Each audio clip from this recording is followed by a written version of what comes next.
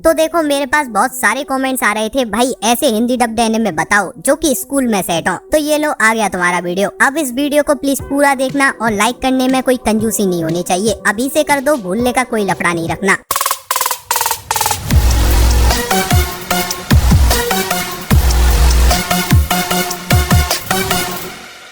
Number 10 Akebi sailor uniform. कल से आकिबे के जूनियर हाई का पहला साल शुरू होने जा रहा है और वो सिर्फ एक चीज के बारे में सोच रही है, कल से उसे रोवाई प्राइवेट एकेडमी की सेलर यूनिफॉर्म पहनने को मिलेगी और ये उसका बचपन का सपना है। देखा जाए तो वो अपनी लाइफ का एक नया चैप्टर स्टार्ट करने जा रही है, तो उसके कुछ डिजायर्स भी हैं। वो उन सारी चीजों को एक्सपीरियंस करना चाहती है जो कि एक हाई स्कूल स्टूडेंट को करनी चाहिए। तो यार ये पूरा एनिमे क्यूट गर्ल्स के बारे में है जो फ्रेंड्स बना रही है एंड मजे ले रही है। तुम्हें बस लड़कियां देखनी है तो ये तुम्हारे लिए है। Number 9 couple of cuckoos. इस एनिमे में तुम्हें स्टोरी देखने को मिलेगी दो high school student Nagi Umino and Erika Amano की। नागी उमिनो बहुत ज्यादा पढ़ाई करने वाला, अपने काम से काम रखने वाला लड़का, और एरिका अमानो पॉपुलर सोशल मीडिया स्टार। देखा जाए तो ये दोनों एकदम अलग है, इनके बीच कभी कनेक्शन तो बैठ ही नहीं सकता। लेकिन यहाँ कहानी में ट्विस्ट आ जाता है, ये दोनों इनकी बर्थ के टाइम पर स्वैप हो गए थे। मतलब जो नागी की फैमिली है वो रियल में एरिका की फैमिली है और जो एरिका की फैमिली है वो नागी की। और जब ये बात इनके पेरेंट्स को पता चली तो उन्होंने एक रास्ता निकाला है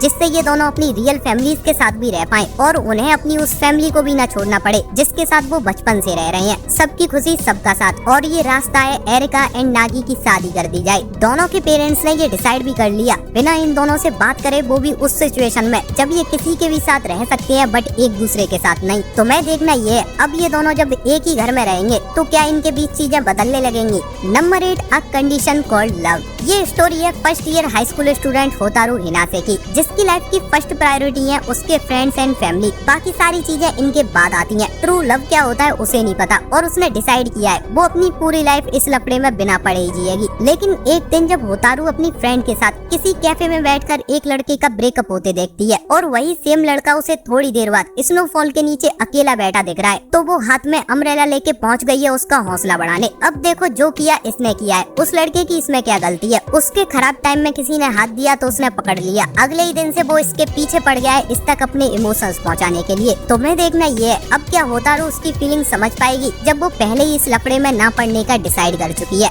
number 7 rain of the 7 spell blades. Kimberly magic academy magic की दुनिया में एक बहुत बड़ा नाम है। यहाँ से हमेशा ही हाईली स्किल्ड स्टूडेंट्स निकाले जाते हैं। ये स्प्रिंग सीजन चल रहा है और अलग अलग जगह से बहुत सारे स्टूडेंट्स यहाँ आने वाले हैं जो कुछ सालों बाद अपनी लाइफ के एक बड़े स्टेज पर पहुंचकर यहाँ से बाहर निकलेंगे। और इन्हीं स्टूडेंट्स में से 2 स्टूडेंट्स हैं, ओलिवर एक highly skilled and studious boy and Nanao एक समुराई। ये दोनों मिलते ही किम्बर्ली के हॉल्स में अपना एक अलग बॉन्ड फॉर्म करते हैं। लेकिन सब कुछ उतना सिंपल नहीं है जितना दिख रहा है, क्योंकि किम्बर्ली के कुछ ऐसे डार्क सीक्रेट्स भी हैं जिनसे बाहर की दुनिया एकदम दूर है। इस एकेडमी के हर एक कोने में खतरे मौजूद है जिनकी वजह से जितने स्टूडेंट्स यहाँ आते हैं उतने कभी वापस नहीं जाते। अब तुम्हें देखना ये है, क्या ओलिवर, ननाओ एंड इनके 3 फ्रेंड्स ग्रेजुएट होने तक खुद को जिंदा रख पाएंगे या वो भी किसी किम्बर्ली के कोने में हमेशा के लिए सो जाएंगे। Number 6 my dress up darling. Kojo एक इंट्रोवर्ट लड़का है जिसकी दुनिया उसकी डॉल से शुरू होती है एंड डॉल्स पर ही खत्म हो जाती है। उसको ऐसी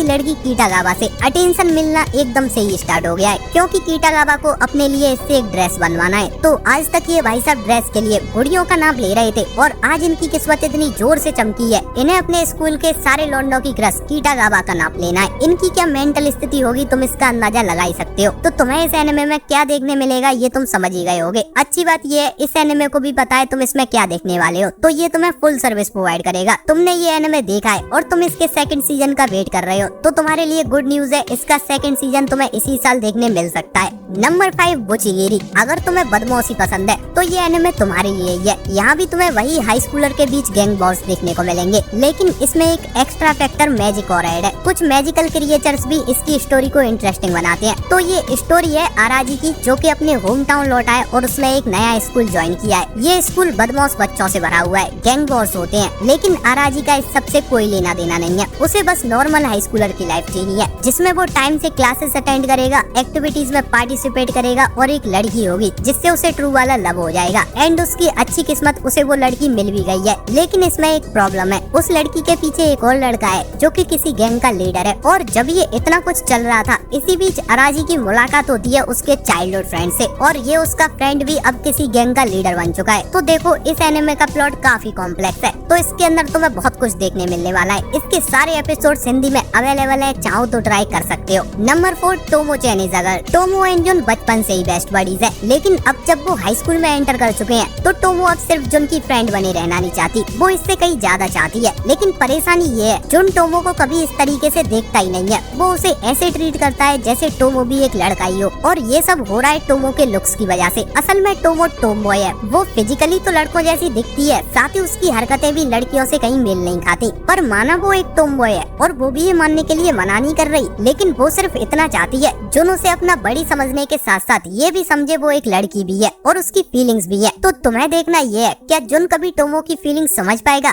ये एनिमे इन बाकी एनिमे से एक कदम आगे इसलिए भी है क्योंकि इसके मेन कैरेक्टर्स के साथ साथ इसके साइड कैरेक्टर्स भी तुम्हें उतने ही पसंद आते हैं जितने की main characters. Number 3, wind breaker. एक ऐसा टाउन जहाँ लोग शांति से नहीं रह सकते थे क्योंकि कुछ ऐसे गैंग्स थे जो कि इस टाउन में मारपीट मचाते थे। कुछ टाइम पहले एक हाई स्कूल ने इसके खिलाफ इनिशिएटिव लिया। उन्होंने शहर के सबसे हरामी एंड बदमाश बच्चों को अपने यहाँ एडमिशन दिया और टाउन के बाहर एक बोर्ड लगाया, अगर कोई भी इस बॉर्डर को पास करेगा, किसी को भी नुकसान पहुँचाएगा तो उसे फ्यूरिन हाई स्कूल के स्टूडेंट्स पनिश करेंगे। मतलब कुल मिला के बात ये है, यहाँ पे जो बैड कैरेक्टर्स दिखाए गए हैं वो लोगों के लिए हीरोज है। अब ये स्टोरी रिवॉल्व करती है हारुका साकुरा के अराउंड, जिसे बचपन से ही लोगों ने सही तरीके से ट्रीट नहीं किया और उसका रिजल्ट ये हुआ वो अपनी ही नजरों में शैतान बन चुका है। वो अभी अभी इस टाउन में शिफ्ट हुआ है क्योंकि यही वो जगह है जहाँ उसे मारपीट मचाने के लिए कोई नहीं रोकेगा। उसके स्कूल में भी उसे लड़ना सिखाया जाएगा। लेकिन कमाल की बात ये है, साकुरा अंदर से बुरा इंसान नहीं है, वो सिर्फ बुरा होने की एक्टिंग करता है। उसे अभी भी लोगों पर भरोसा है। बेहतरीन एक्शन सीक्वेंसेस तारीफ भी कम पड़ जाए और उससे भी बेहतरीन एनिमेशन, शब्द नहीं है मेरे पास। इस एनिमे के अंदर भले ही तुम्हें कुछ अच्छा न लग रहा हो, पर तुम इसे इसके एनिमेशन के लिए देखो, मजा आएगा तुम्हें, ये मेरी गारंटी है। तो मैं कहूँगा ये सभी के लिए मस्ट वॉच है, इसे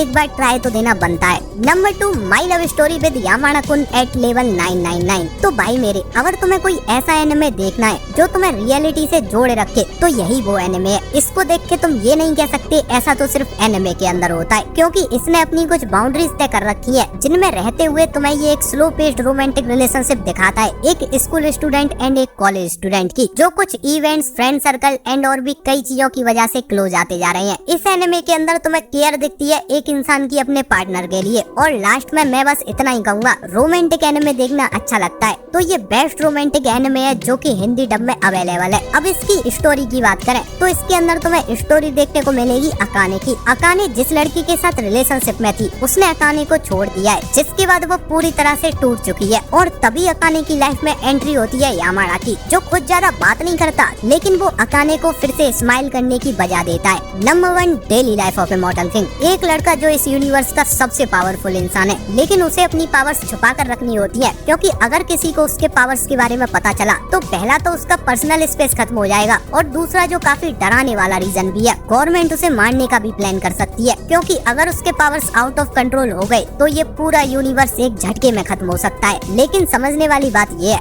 ये लड़का खुद पर से तभी कंट्रोल होता है जब वो हाइपर हो जाए, इमोशनल हो जाए, या फिर वो बड़ी टेंशन में आ जाए। कमाल की बात ये है, अभी उस पर ये सारी कंडीशंस फिट बैठती हैं, क्योंकि कोई उस लड़की को मारना चाहता है जिसे वो पसंद करता है, तो क्या वो अपने ऊपर कंट्रोल रखते हुए उस लड़की को प्रोटेक्ट कर पाएगा, या फिर ये यूनिवर्स खत्म हो जाएगा। ये फैंटेसी रोमांस एनिमे है जिसके अंदर तुम्हें कॉमेडी, मैजिक एंड इमोशंस सब कुछ देखने को मिलेगा। इस एनिमे के टोटल 4 सीजन है और वो सब के सब तुम्हें क्रंची रोल पर हिंदी डब में मिल जाएंगे। इसी के साथ वीडियो अच्छा लगा है तो लाइक, शेयर, सब्सक्राइब। जल्दी मिलते हैं, तब तक के लिए बाय बाय।